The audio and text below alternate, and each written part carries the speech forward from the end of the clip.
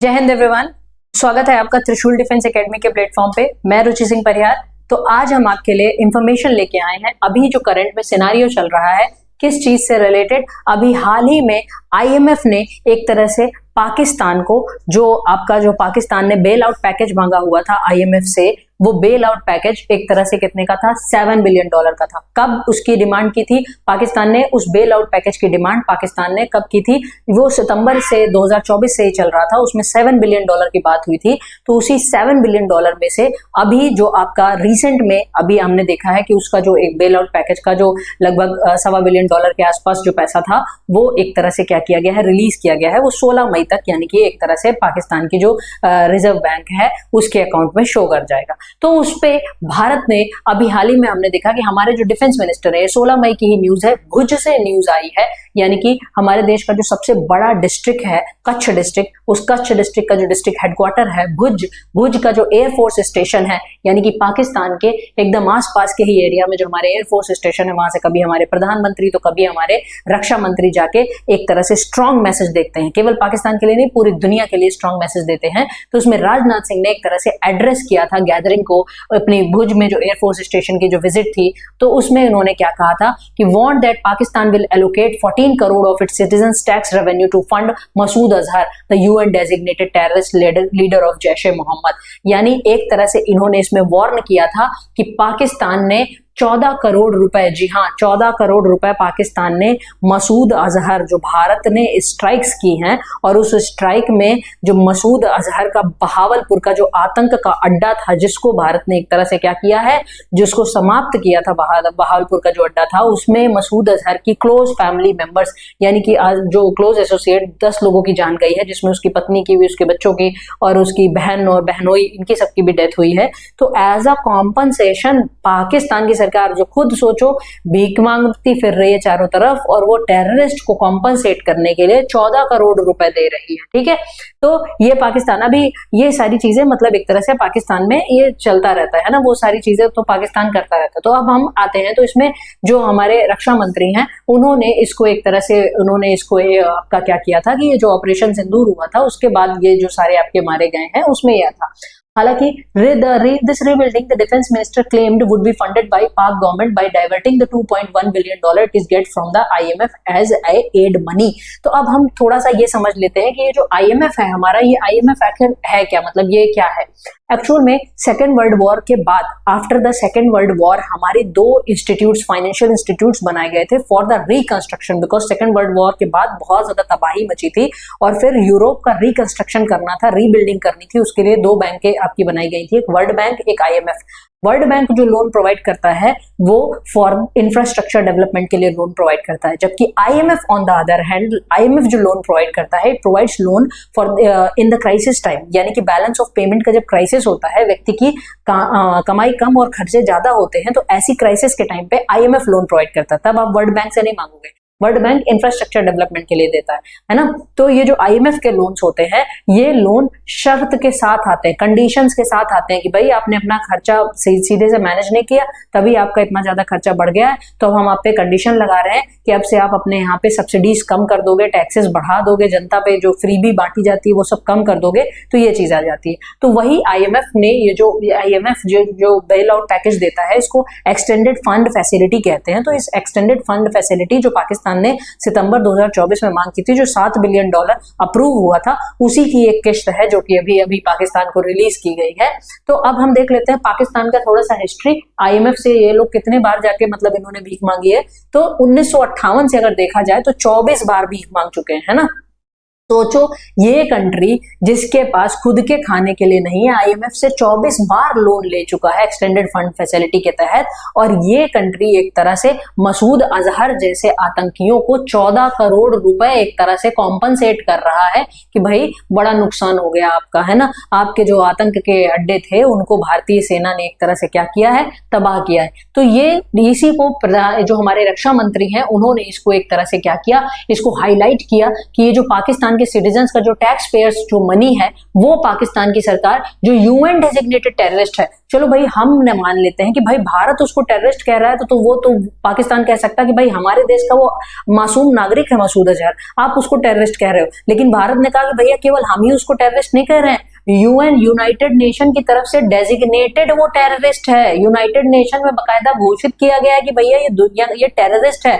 उस टेररिस्ट ऐसे UN designated terrorist को अगर आप ये जो आपका मतलब एक तरह से जैश ए मोहम्मद का जो ये हेड है उसको आप फाइनेंशियल असिस्टेंस दे रहे हो तो किस लिए दे रहे हो? 14 करोड़ रुपए, ये कोई आम कीमत नहीं होती है ना। ये आप उसके जो टेरर इंफ्रास्ट्रक्चर है उसको, उसका लश्कर का, उसको आप रीबिल्ड करने के लिए दे रहे हो, जो कि अभी हाल ही में भारत की जो वायुसेना है, भारत की जो मिलिट्री फोर्सेस हैं, उन्होंने मुरिदके और बहावलपुर में जिसको एक तरह से तबाह किया है। साथ ही साथ जो हमारे डिफेंस मिनिस्टर हैं उन्होंने शार्प कमेंट किया है, उन्होंने ये भी कहा है कि जो आईएमएफ का बेल आउट पैकेज है वो एक तरह से डायरेक्टली नहीं इनडायरेक्टली वो क्या कर रहा है, वो स्पॉन्सर कर रहा है पाकिस्तान की टेरर एक्टिविटीज को। ठीक है, इसके साथ और हमारे जो रक्षा मंत्री हैं उन्होंने एक तरह से कहा कि ये जो टेरर एक्टिविटीज हैं ये सारी चीजें, अच्छा इस पे आईएमएफ से जब पूछा गया, बीबीसी ने भी उनसे मतलब एक तरह से कांटेक्ट करने की कोशिश की कि आप ये जो लोग बेल आउट पैकेज दे रहे हो तो इसमें भारत सरकार का ये आपका क्या है, मतलब एक तरह से भारत सरकार का ये स्टांस है तो इसमें आप क्या कहना चाहोगे? तो आईएमएफ ने कोई भी बयान देने से मना कर दिया। और अब जब ये सारी चीजें आपकी हो रही हैं, यानी कि इस तरह से जो आईएमएफ के जो फ्रेश जो पैकेजेस एक तरह से दिए जा रहे हैं टेरर फंडिंग को, जिसमें पाकिस्तान में वो एक तरह से रिस्ट्रक्चरिंग के लिए यूज नहीं होंगे, पाकिस्तान की आम जनता के लिए यूज नहीं होंगे, वो टेरर्स के लिए ही यूज होंगे। और ये जो पाकिस्तान का जो टेरर फंडर स्टेटस है यानी एफएटीएफ जो एक संस्था है, ये ग्लोबल संस्था है, ये सन 1900 मतलब 80 के दशक में 1987-89 के टाइम पे ये इसको बनाया गया था, फाइनेंशियल एक्शन टास्क फोर्स जो ईसीडी है ना, organisation of economic cooperation and development, उसी के जो हेडक्वार्टर है, उसी के हेडक्वार्टर की बिल्डिंग के में एक ऑफिस एफएटीएफ का है।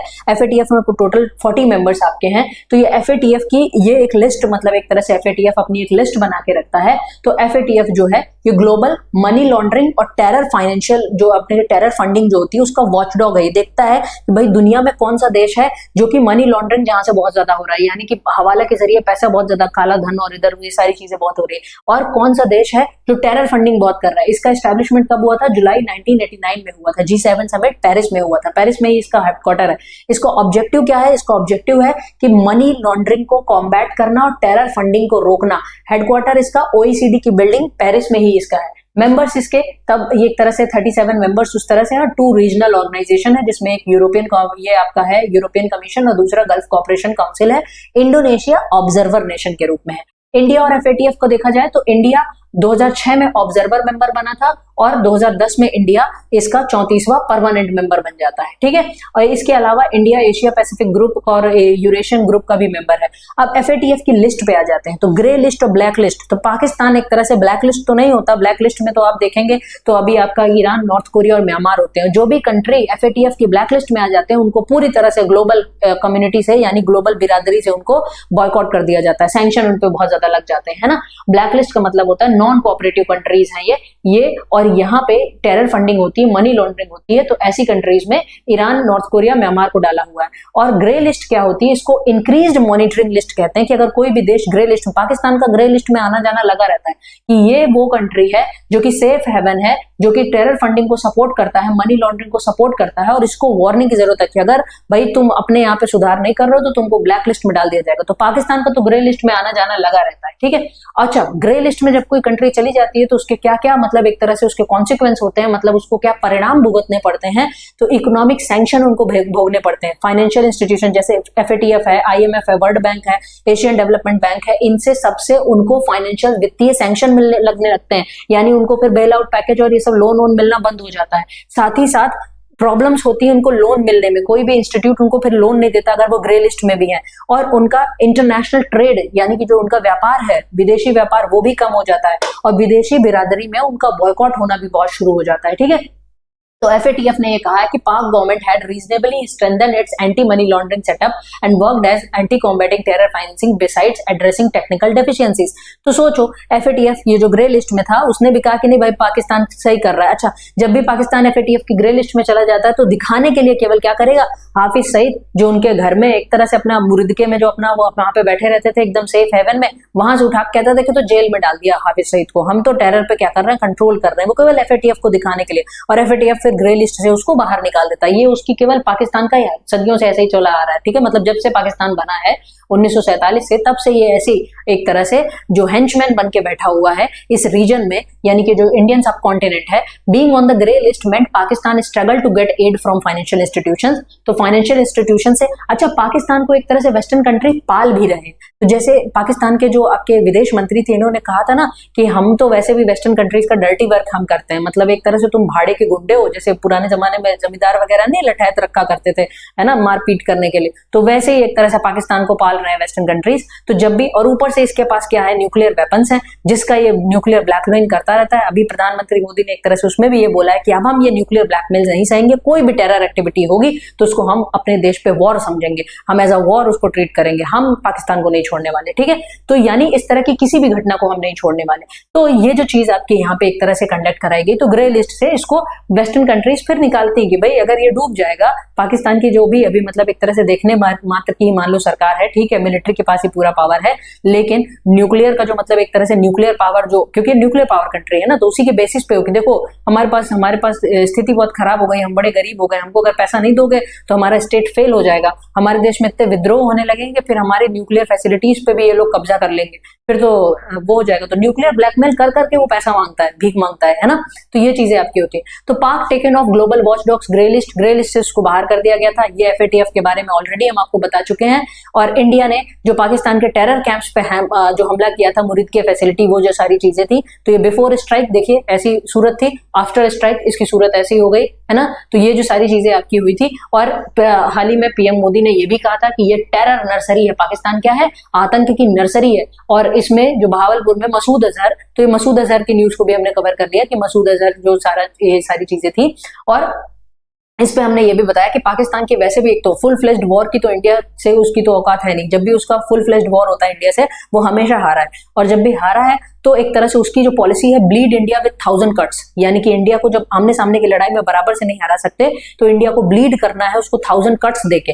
और वो 1000 कट्स में क्या होते हैं, वो टेरर अटैक करता है, यानी कि एक तरह से भारत पे जो टेरर अटैक करता है उसके थ्रू। तो इसमें अभी इंडिया की तरफ से एक तरह से कहा है कि वैकेट इलीगली ऑक्यूपाइड कश्मीर, इंडिया ने अभी सीधे सीधे अपना स्टांस दे दिया है कि भाई कोई बात नहीं होगी, अब सीधे बात होगी किस पे, POK पे बात होगी, ठीक है। Can Pakistan divert IMF money for terror, तो ये भी पूछा जाता है कि क्या वो IMF का मनी यानी कि एक तरह से टेरर के लिए यूज करेगा। तो direct terror funding from IMF loan is highly unlikely, direct terror funding तो नहीं होगी, लेकिन एक्सपर्ट्स एक तरह से वार्न करते हैं कि इनडायरेक्ट पाथवे भी आपके हैं जिसका पाकिस्तान लूप होल का फायदा उठाता है और उसका एक तरह से क्या करता है, यूज करता है, ठीक है। और बजट फंजिबिलिटी देख लेते हैं, तो IMF funds stabilise Pakistan foreign reserve and budget deficit, this free up domestic resources for military and intelligence agencies, ठीक है। तो ये यानी कि एक तरह से उनके रिजर्व मेंटेन कर लेते हैं, तो उनके पास जो बाकी पैसा होता है उसको फिर वो मिलिट्री में लगाना शुरू कर लेते हैं, ठीक है।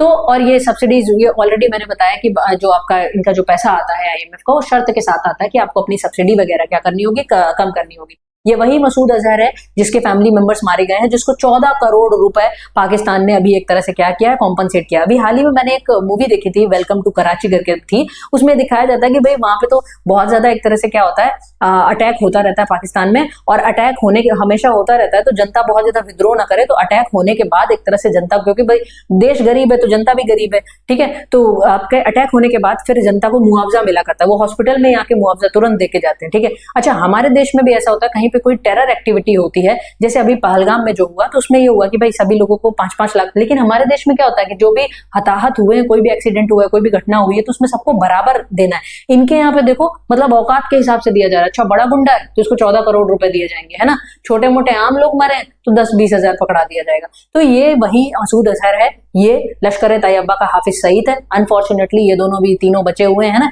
ये सैयद सलाउद्दीन है जिसने हिजबुल मुजाहिदीन बनाया था, 1988 में बनाया था। जैश ए मोहम्मद, ऑलरेडी इसके बारे में हम कई बार बता चुके हैं, इसको आप पढ़ लीजिएगा। अल जजीरा का मतलब एक तरह से न्यूज आउटलेट है, उसने ये पूरा बताया है ये सारी चीजें।